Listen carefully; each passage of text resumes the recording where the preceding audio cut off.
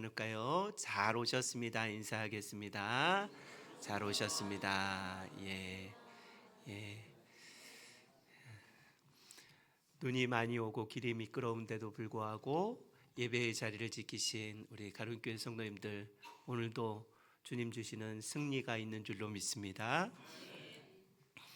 우리는 요 몇 달 동안 계속해서 지혜로운 인생 어떻게 살아가야 될 것인가 나누고 있습니다.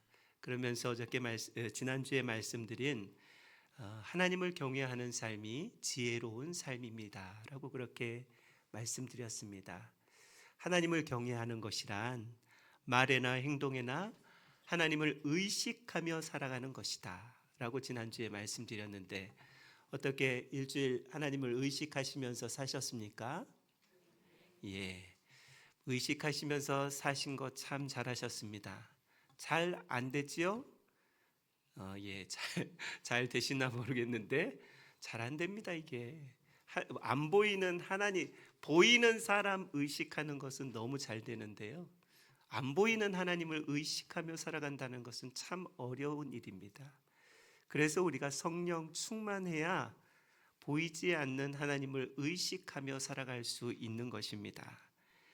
여러분, 어떻게 하는 것이 하나님을 경외하고 두려워하는 것인지 몰라서 못하는 성도들이 참 많이 있습니다. 그래서 오늘은 하나님을 경외하고 하나님을 두려워했던 성경의 인물들의 예를 한번 들어보겠습니다.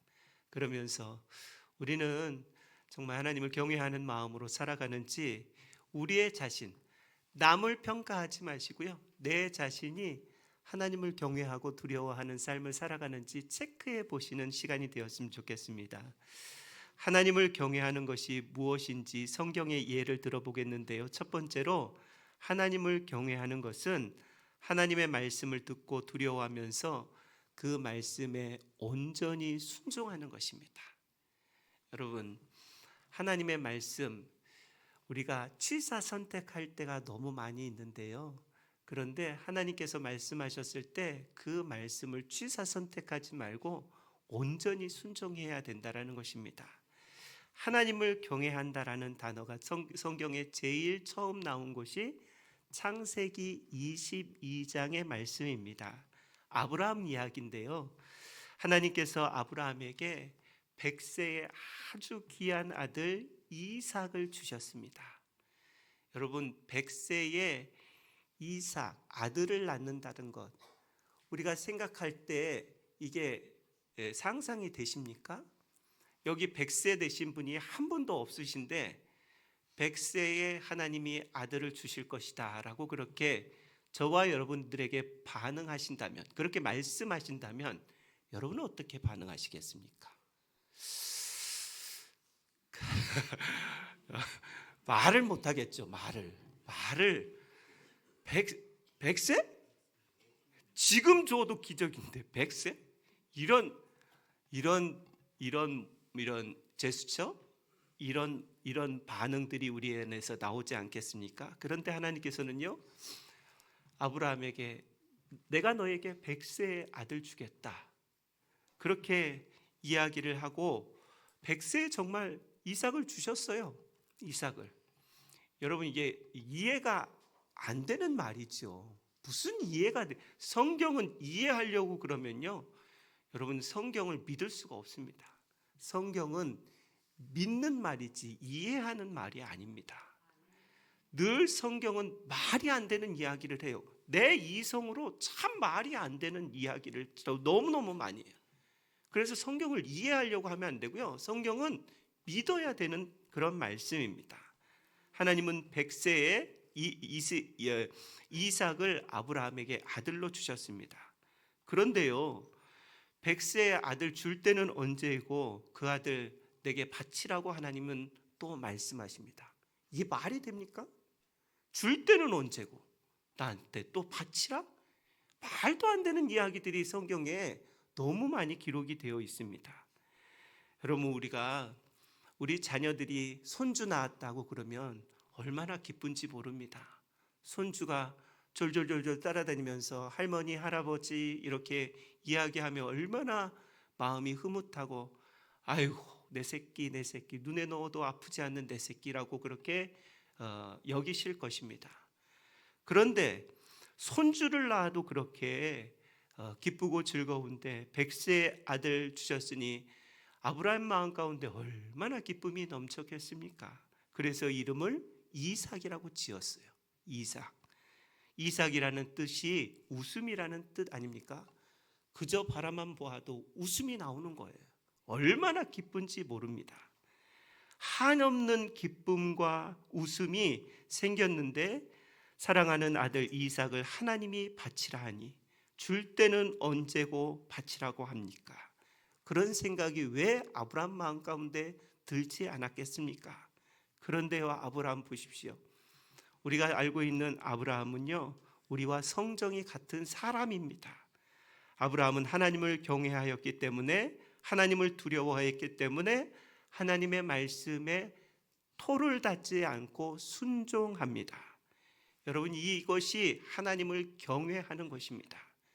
토달지 않는 것이 순종입니다. 순종하는 것이 하나님을 경외하는 것입니다. 성경에 이렇게 기록이 되어 있습니다. 창세기 22장 10절부터 12절에 이렇게 말씀하고 있습니다. 아브라함이 이제 이삭을 번제로 드리려는 장면입니다.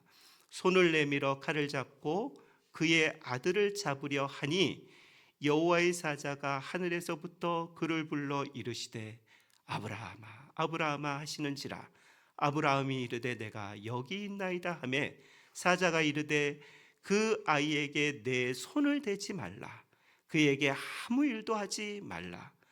내가 내 아들 내 독자라도 아끼지 아니하였으니 이제야 내가 하나님 경외하는 줄 아노라. 이제야 하나님 경외하는 줄 알겠다 라고 그렇게 말씀합니다.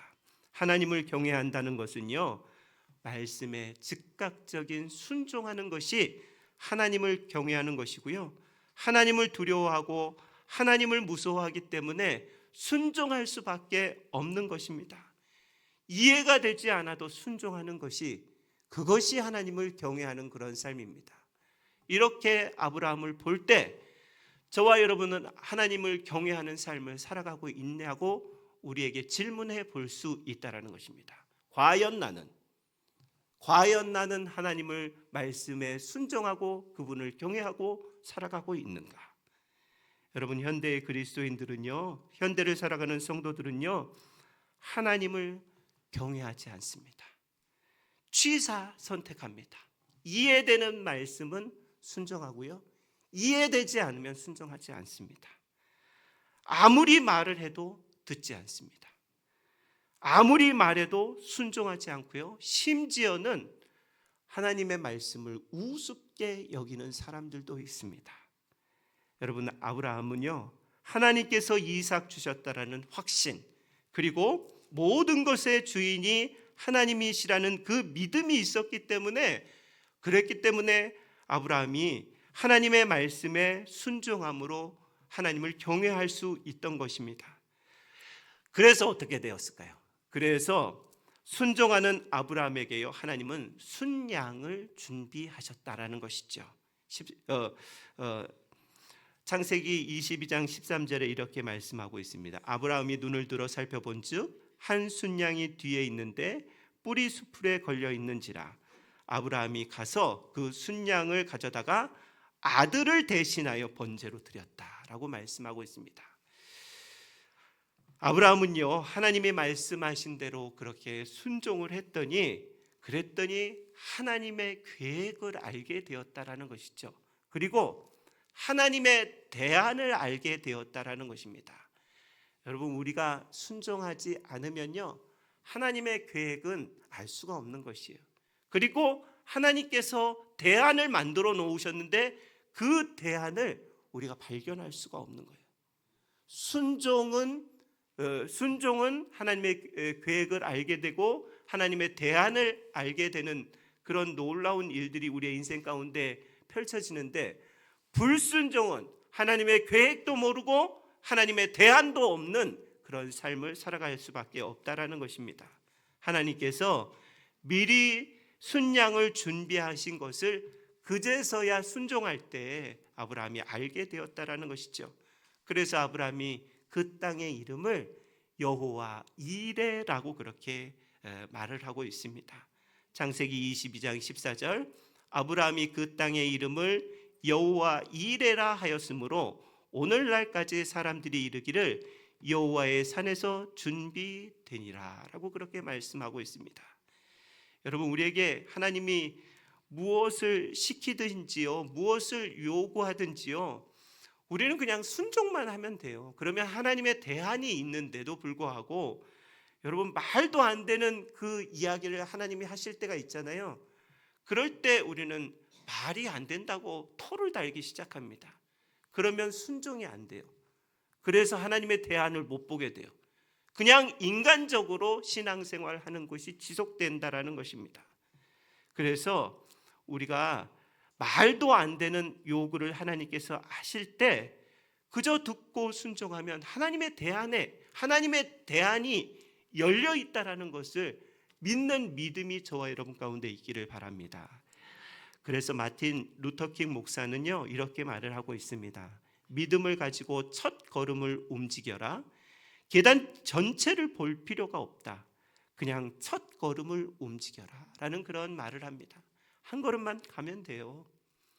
더 하나님이 뭐를 요구하시든지 그 말씀 듣고 한 걸음만 가면 돼요. 그러면 하나님의 대안이 쫙 열려 있는데 한 걸음 못 가요. 우리가 한 걸음을 못 가. 하나님의 쫙 대안은 그것은 내 것이 되고 싶은데 한 걸음은 안 가. 그럼 무슨 대안이 있겠습니까?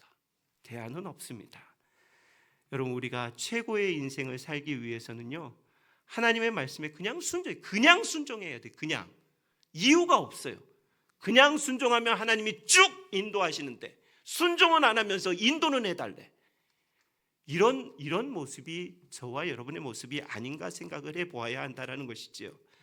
하나님의 말씀에 순종하는 자가요, 제일 지혜로운 인생을 살아가는 것입니다. 그럴 때 하나님의 계획과 하나님의 대안이 있음을 믿습니다.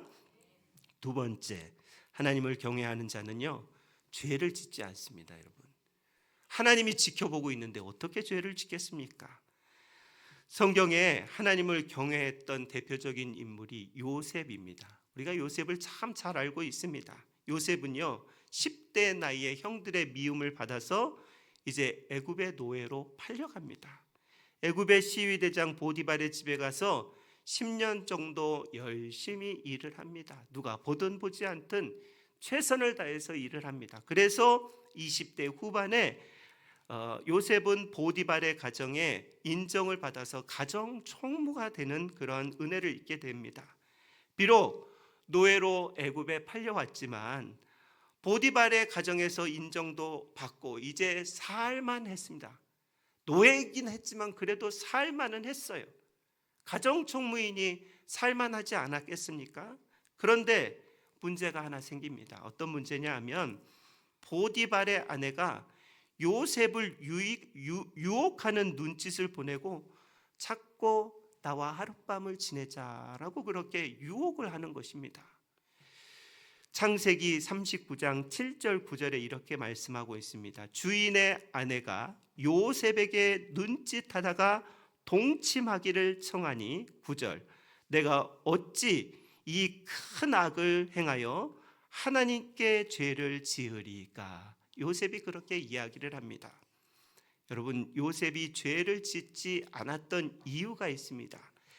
하나님이 지켜보고 계심을 믿었기 때문에 여러분, 요셉은 죄를 짓지 않았습니다. 하나님은요, 요셉만 지켜보고 계시는 것이 아니라 저와 여러분도 지켜보고 계시는 줄로 믿습니다. 그러면 어떻게 해야 됩니까? 죄를 짓지 말아야 됩니다. 요셉이 죄를 짓지 않았던 이유는 하나님을 경외했기 때문에 그렇다라는 것이죠. 요셉이 죄를 짓지 않았던 것은 항상 하나님이 함께 계심을 의식하며 살았기 때문에 그렇기 때문에 요셉은 죄를 짓지 않았습니다. 우리가 늘 기도하면 하나님 함께하여 주옵소서, 이 기도 많이 합니다. 그죠? 하나님 함께하여, 그 기도 하지 마세요. 왜 그런 기도합니까? 시간 아깝게. 하나님이 함께 하는데도 또 함께 해달래. 왜 자꾸 그렇게 시간을 아깝게 낭비하세요? 하나님은요, 예수를 믿는 순간 우리와 함께 계세요. 그런데 왜 자꾸 하나님 함께 해주세요, 함께 하신다는데도 불구하고 안 믿어지니까 그렇게 이야기하는 거예요. 내가 안 믿어지니까. 내가 안 믿어지는데, 안 믿어지는 것을, 그것을 잘못을 고쳐야지. 하나님 함께 하시옵소서, 함께 해주시옵소서. 왜 그러는 거예요 도대체? 여러분, 하나님은 우리와 늘 함께 하시는 줄로 믿습니다. 그렇기 때문에 죄를 짓지 말아야 되는 거예요. 늘 눈을 지으신 하나님 지켜보고 계시다니까요. 귀를 지으신 하나님 듣고 계시다니까요. 그렇기 때문에 하나님 함께하여 주십시오 이렇게 기도하는 것보다 하나님 함께하여 주셔서 감사합니다 기도하는 게 100번 1000번 나은 기도입니다. 요셉은요, 자기 입술로 고백합니다. 나는 평생 하나님을 경외하며 살았다라고. 창세기 42장 18절에 사흘 만에 요셉이 그들에게 이르되, 형들에게 이야기하는 것입니다. 요셉이 그들에게 이르되 나는 하나님을 경외하였노니 라고 그렇게 고백하고 있는 그런 모습을 볼 수 있습니다. 평생 요셉은요, 하나님을 경외하는 그런 사람으로 살았다라는 것입니다.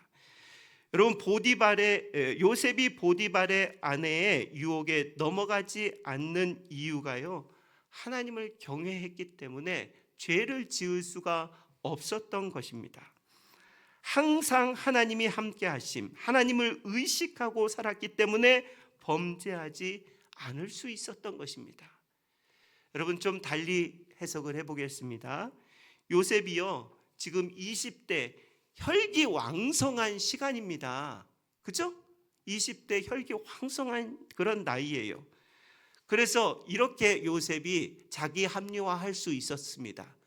에이, 노예로 팔려왔기 때문에 나는 주인 말 들어야 돼. 그렇게 생각해야 되지 않겠습니까? 나는 노예이기 때문에, 내 지금 처지는 노예이기 때문에 주인 말, 그러니까 보디발의 아내의 말을 들어야 돼라고 자기와 합리화할 수 있지 않겠습니까? 어쩔 수 없어 라고 그렇게 자기와 합리화할 수 있었겠죠. 그런데 요셉은 그렇게 살지 않았다니까요. 철저히 하나님을 의식하며 살았다라는 것입니다. 이것이 하나님을 경외하는 인생이라는 것이죠. 요셉의 관심이요, 세상의 성공에 있지 않았어요. 자기 인기 관리나 자기의 행복, 순간의 쾌락에 요셉의 관심이 있지 않았습니다. 평생 하나님을 경외하는 자로 그가 살았습니다. 여러분, 그렇기 때문에 요셉의 인생이 어떻게 됐냐고요. 제가 오늘 말씀을 준비하다 보니까요, 할 이야기가 너무 많아요. 이게 하나님을 경외하는 사람들이 이 나중이 중요하잖아요. 지금 우리는 하나님을 경외했을 때 죄를 거부하고 또 하나님의 함께 하심을 늘 믿고 살아야 된다고 이 과정 가운데 있을 때는 얼마나 이 과정을 버티고 힘든다고 얼마나 힘들겠습니까? 그런데요, 나중에 하나님을 경외했던 아브라함이 나중에 어떤 삶, 하나님을 경외했던 요셉이 나중 결과가 어떻게 됐냐고요. 그 복에 대한 말씀은 오늘 찬양 예배 때 말씀을 드리겠습니다. 무슨 말이에요? 찬양 예배 나오시라는 말씀입니다. 예, 죄는요, 여러분, 우리의 미래를 망하게 합니다. 여러분, 우리 중에 누구도 내 인생 망하기를 원하는 사람 아무도 없을 것입니다. 심지어요, 도둑들도요, 강도들도요, 자기 인생 망하지 않기를 원합니다. 강도들이 어떻게 이야기하느냐면요, 한탕해서 잘 먹고 잘 살아야지. 도둑들이 그렇게 생각해요. 이번 한탕해서 잘 먹고 잘 살아야지. 결론은 잘 먹고 잘 살기 위해서 강도짓하고 도둑질한다는 것입니다. 여러분, 모든 사람은요, 자기 인생 잘 되기를 원합니다. 그런데 죄의 유혹은 쉽게 빠진다라는 것이 문제입니다. 무슨 말이냐면요,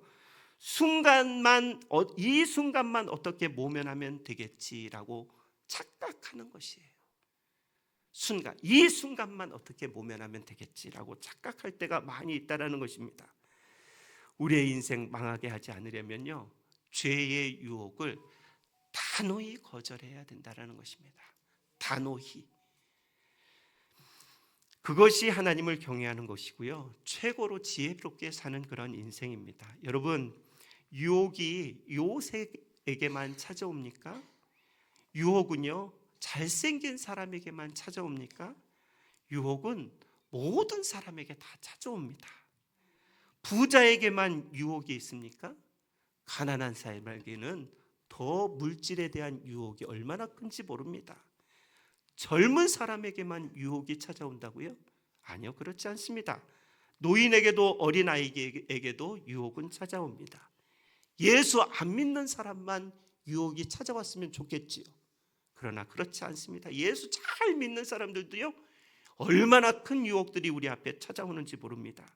심지어 예수님도 유혹을 받으셨습니다. 이 세상 모든 사람이 유혹을 찾아오는데요, 사단은 천사의 가면을 쓰고 우리에게 현혹합니다. 어떻게 해요? 괜찮아, 아무도 없어, 괜찮아, 이번 딱 한 번이면 되잖아, 이렇게 현혹한다니까요. 다들 그렇게 살아, 왜 너만 유독 그렇게 예수 믿냐, 이렇게 현혹한다니까요. 여러분, 그런 현혹을 안 당해보신 것처럼 저를 다 쳐다보고 계신데 저만 그렇습니까? 저만 그러냐고요. 배우 신현준 씨, 여러분 아실 것입니다. 신현준 씨, 예수 잘 믿는 하나님의 사람입니다. 그의 간증에서 제가 들은 말입니다. 연예인들이 얼마나 성도로서 살기 힘든지, 거룩함을 지키기 어려운지 간증하는 장면을 제가 보았습니다. 신현준 씨가요, 자기의 몸이, 이 자신의 육신이 성전인 것을 깨닫고 이제 거룩하기로 살기로 결단했다고 합니다. 그래서 술과 담배, 이 성전의 더러운 것을 이렇게 더러운 것으로 더럽혀지지 않으려고 부단히 노력했다라고 그렇게 합니다. 한 번은 회식 자리에서 선배 연예인이 주는 술을 거부했는데요, 그랬더니 선배가 뭐라고 이야기하냐면, 성경에 술 취하지 말라고 그랬지 언제 술 먹지 말라고 그랬냐. 자기 합리화하는 거죠. 언제 술 먹지 마. 맞아요, 이 말은 맞는 말입니다.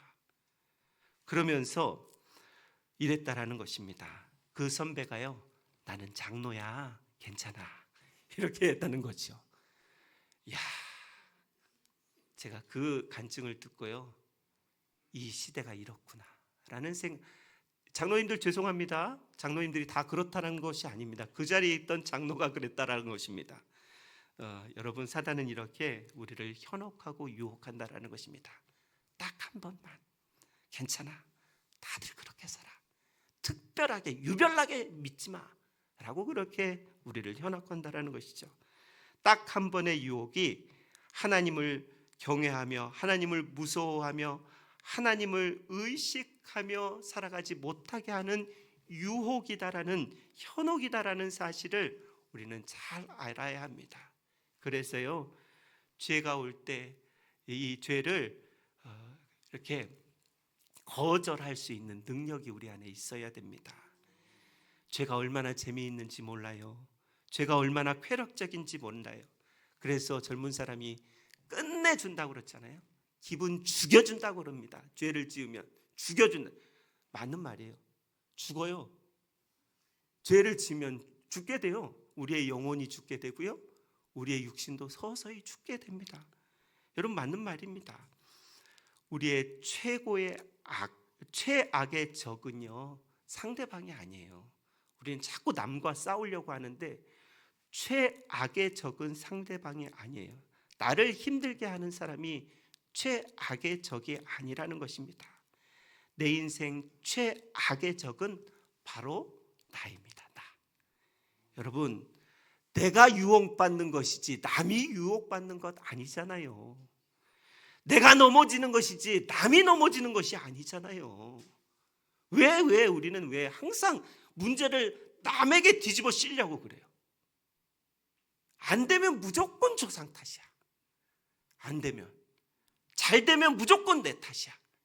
여러분, 이게 우리가 죄 가운데 거하고 있다라는, 죄성을 지닌 인간이라는 절실한 현실을 우리에게 보여주고 있는 것입니다.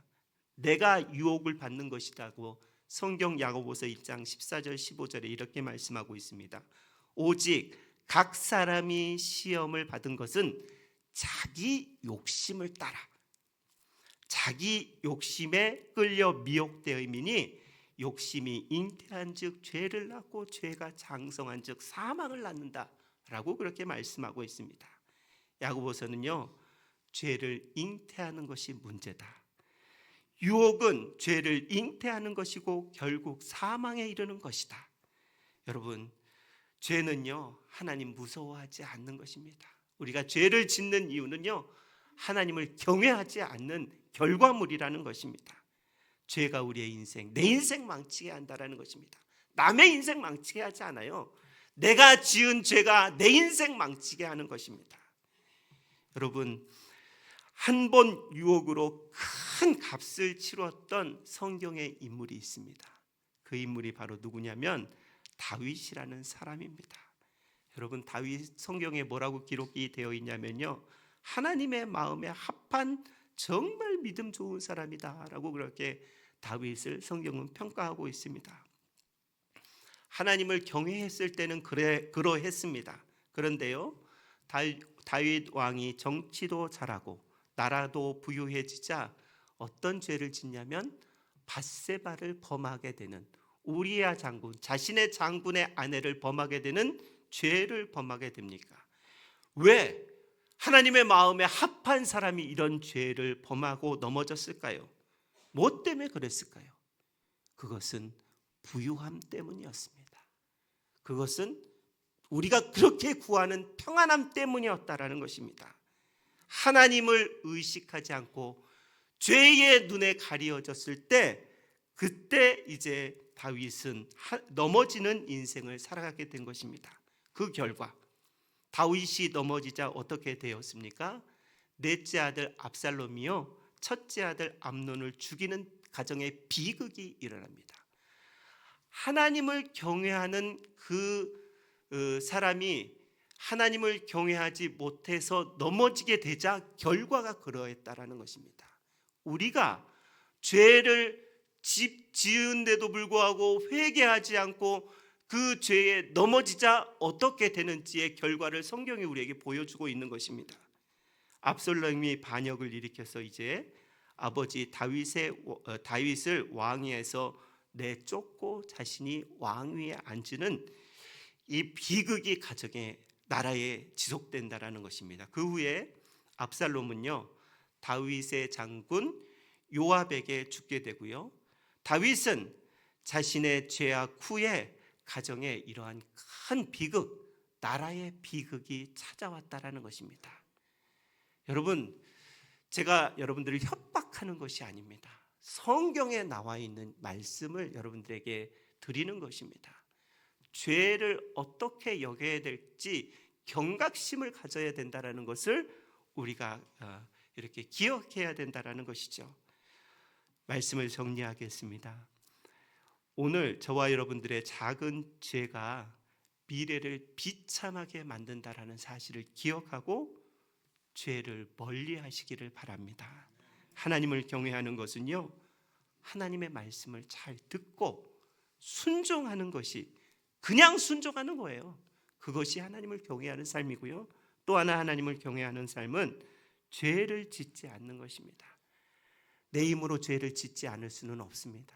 그렇기 때문에 우리가 성령의 충만함이 필요하고 말씀의 충만함이 필요하고 예수의 충만함이 필요합니다. 바라기는 저와 우리 가론교회 모든 성도님들이 아브라함처럼, 요셉처럼 온전히 하나님을 경외하는 하나님의 백성 되시기를 주의 이름으로 축원합니다.